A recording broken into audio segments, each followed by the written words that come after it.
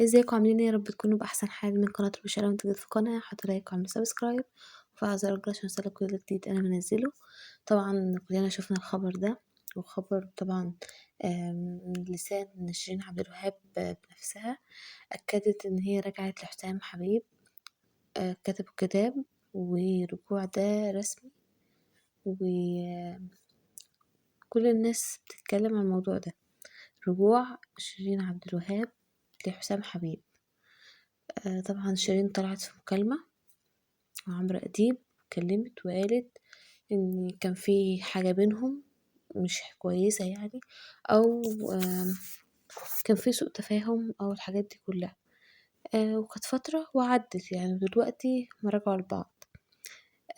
ناس كتير قوي اتصدمت، وفي ناس كتير قوي بدأ ان هما ضد شيرين عبد الوهاب، وناس كتير قوي بينتقدوها، وفي ناس كتير قوي بيقولوا ان هي مش في وعيها. كل الحاجات اللي بتعملها دي مش في وعيها اصلا، ومفيش حد هيرجع لعلاقة توكسيك كده يعني. اكيد كل بني ادم بيفهم الناس اللي حواليه. فكلنا مستغربين. شيرين عبد الوهاب خسرت ناس كتيرة جدا جدا جدا، وفي ناس كمان زملاء خسروها.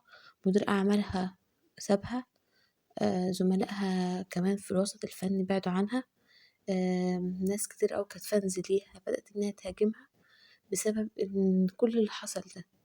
كل اللي حصل رجعت تاني حسام حبيب اللي كانت بتتكلم عنه بطريقة مش كويسة، رجعت له تاني. فبجد بجد الست بتنسى.